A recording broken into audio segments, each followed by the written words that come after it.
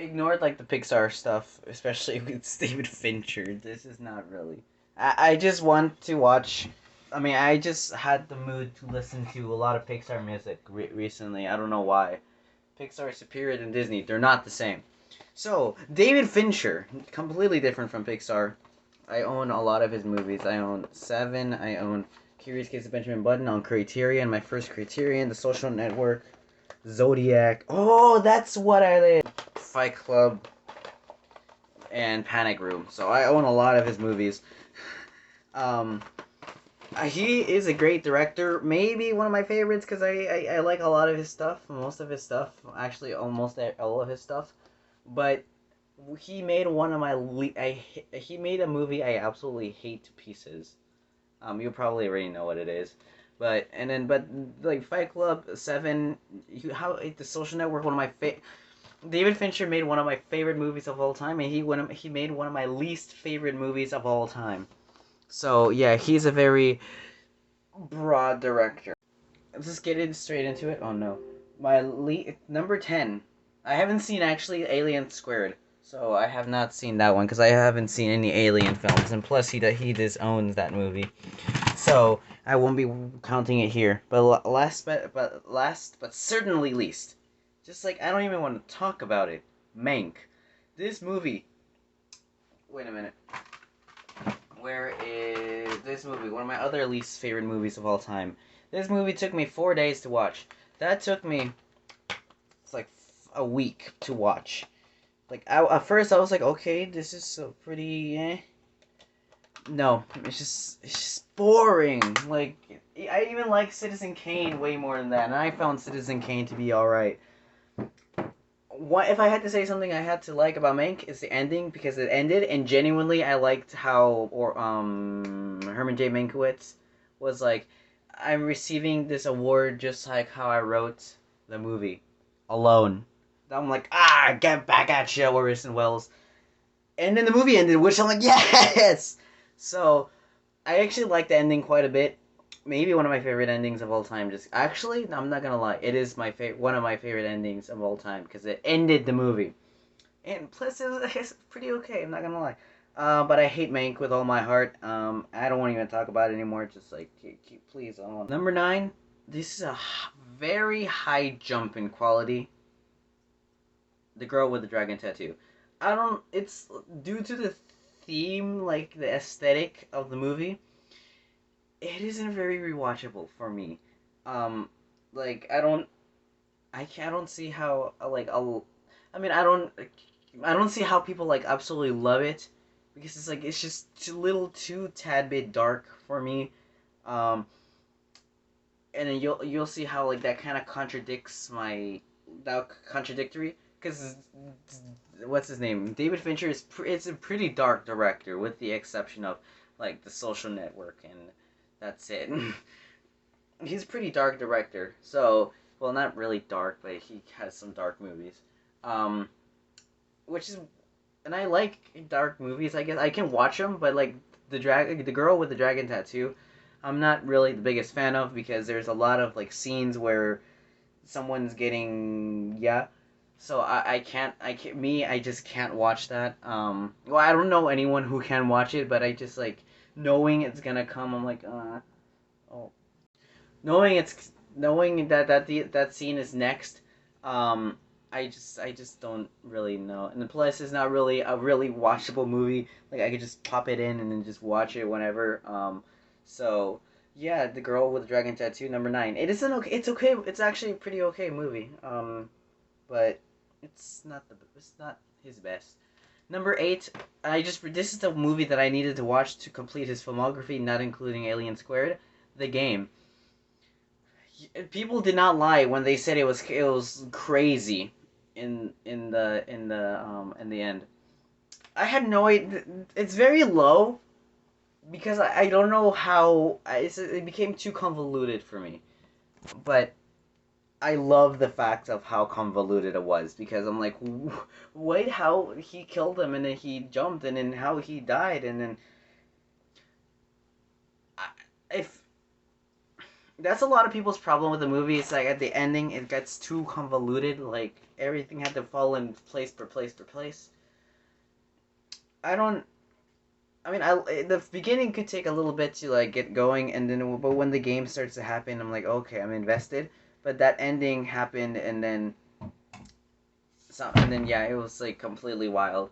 So you can I like the game. It is way better than the girl with the dragon tattoo, but oh, from here the game and up, I like all those movies. I can watch a lot. But it's just like too like convenient, I guess. So oh, this is the game and Panic Room are like the movies before I even knew who David Fincher was like the ones I was least anticipating. So number 7, Panic Room. It is surprisingly a very good movie. Like it surprised me in how good it was, like how entertaining it was. Like this isn't a all I care is the Blu-ray. Okay, it's fine. It's not scratched, but the DVDs, however, they're like messed up. This movie isn't deep and methodical like Fight Club. It's entertaining. It's entertaining. I like it a lot. It's just I don't know. I like it a lot. It's just I like the other ones better. There's nothing like I don't like about it. Um, but yeah, it's really good. Go check it out if you are like, I don't know why it's like how like what's it called? A normal break-in house movie. It isn't, but go check it out. I had the same mentality, and then I got it, and then I watched it, and I liked it a lot. So go check it out. This is the one I forgot to add to the list. Zodiac. Number 6, Zodiac. I watched the video on the Zodiac. I'm like, whoa, this is some crazy stuff. I think a guy made a movie about it. David Fincher made Zodiac. I watched the trailer after watching that video. I'm like, oh my god, that's exactly how I pictured it. They were talking about it. So it's really accurate, I think, like in terms of the Zodiac killings. Um, but it's a great movie. I watched it. I don't think I could have watched it either way. I was like, should I watch the director's cut or the regular cut? I don't think it had the regular cut. It just said the director's cut. So, um, yeah, I watched the director's cut. It's very long, which made it like like less enjoyable. But either way, it's pretty good. The fact that they didn't catch or they never found out who the Zodiac was, or the fact that he died, kind of bummed me out because it didn't really fulfill the story like if it like it would have if they caught the Zodiac or they found out who the Zodiac was. But we can't change facts, so especially something that drastic if we never knew who was the Zodiac. So Zodiac, I like the movie a lot. It just can be a little too long, and plus the fact that they didn't catch him was like kind of a bummer, especially when it's like go get him. I was gonna say the first David Fincher film I don't own, but Girl with Dragon Tattoo and Mank in the game. Oh my god. So Gone Girl. I watched this on a whim. Like this is the first movie I watched of David Fincher's I didn't own. It was on Hulu, and I'm like, streaming service, fine. Push play. It's pretty good. It's like with all these movies, David Fincher movies, they're pretty good. Um, I was invested in the movie, and then like the twist. I don't remember it that much, like so I can't give it in depth thoughts. But I remember liking it, and I liked like the little interaction when Ben Affleck whispered into Rosamund Pike's ear something when they first met up. So I found that hilarious. So that's all I really have to say. Gone Girl, go watch it. I have a special connection with Curious Case of Benjamin Button because um because I remember my dad like telling me about a guy who was aging backwards, and I'm like, how? That's all he told me. And then I'm like, oh my god, it's David Fincher, The Curious Case of Benjamin Button. I want to watch it. And then I got it, and it was in Criterion. Of course, I got it like secondhand. Of course, I got it secondhand, as you can see, but it's my first Criterion, and it's not the conventional Criterion. It's like in the regular Blu-ray case, but still, it's my first Criterion. I have like I have fond feelings towards this disc and Blu-ray. It reminded me, as this is like the 600th time someone said this, but it reminded me a lot of Forrest Gump, and I like Forrest Gump. I watched this before Forrest Gump, I think. I actually don't know, and I don't know actually, but it reminded me a lot of Forrest Gump, and I like Forrest Gump, so it's not a bad thing. It could be a little too long, but I liked it. I mean, I was sucked into it, so yeah, good David Fincher movie. Little too long, as like everybody says, but I hated everyone except for except for the girl who was in Person of Interest. Her, like that cop, and then Benjamin Button. Those were they were like really good people. Her, I hated in that movie. I just don't like her one bit. Now we're getting into David Fincher. Number 3, which is gonna be the Fight Club. I remember watching The Matrix and Fight Club like quite literally back to back. And then I don't remember a single thing about The Matrix. It did nothing for me. I remember like the bullet time thing. That's it. I don't remember a single thing about it. It didn't do anything for me. I know a lot of people say, "Oh, it's great," and it just didn't do anything for me. But Fight Club, on the other hand, I'm breaking rules already. But cinema, I love Fight Club. Only problem I have with it that I realized, like when we first got it, I'm like, okay, we're taking forever to watch it, so I just watched it on my own.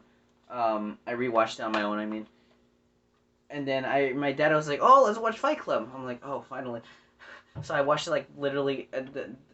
I watched it like, for example, Saturday, and then the next day Sunday. That the part where Tyler Durden and Edward Norton were in the house, that like when they transitioned into that, I found it completely way less interesting. It's still great, but way less interesting than the first like half, like the first and second, first and the first act and this first second of the first second act. So I found that way less interesting, rewatching it like back to back, I guess. But still, either way, great movie.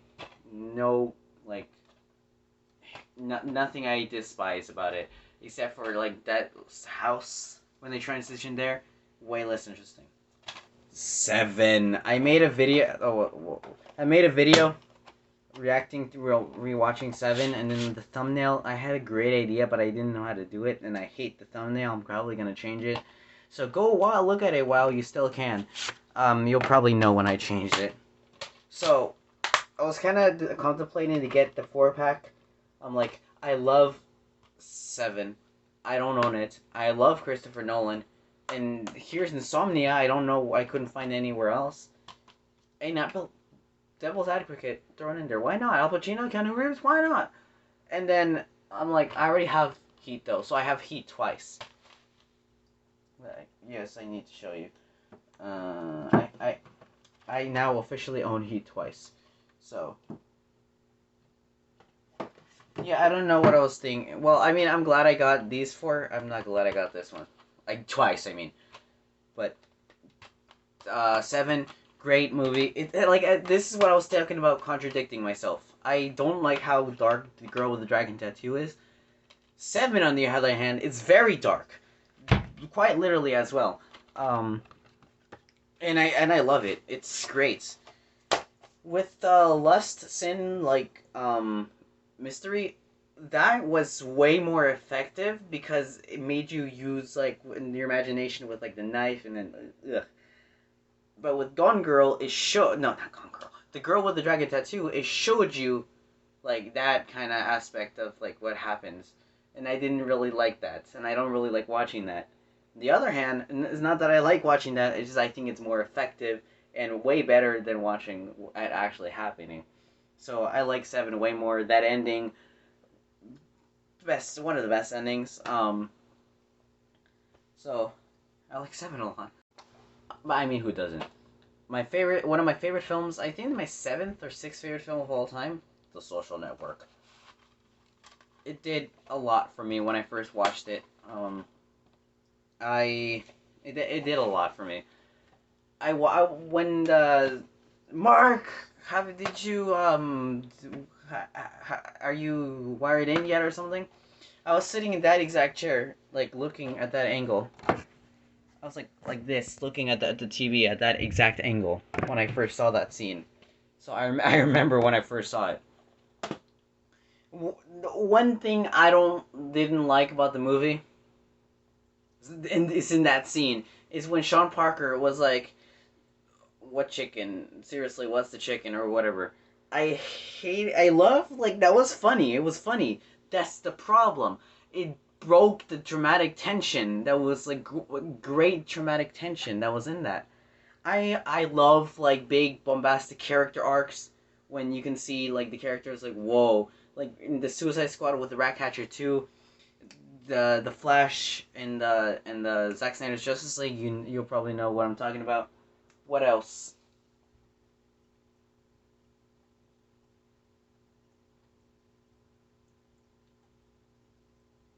Social Network when Andrew Garfield was like, "How about now? You're still wired in." That was like, "Whoa, what are you doing?" So I love that scene. One of my favorite scenes of all time. Um, so yeah, it's a great movie. Very fast paced. Yeah, it's a fantastic movie. I can't stress enough how good it is. The score, everything, just peak perfection. My little like ah is in that scene as well with Sean Parker, but um I can't. I mean, the things that people love about the movie, it's like true. I mean, no one can like not say it's not true. So that is my David Fincher ranking. Kind of obvious. The Social Network would be number one. um, but what is your story with David Fincher? What are your rankings of David Fincher? Um, yeah. So yes, good director. I like his work. Hate Mank, love The Social Network. So what's your ranking?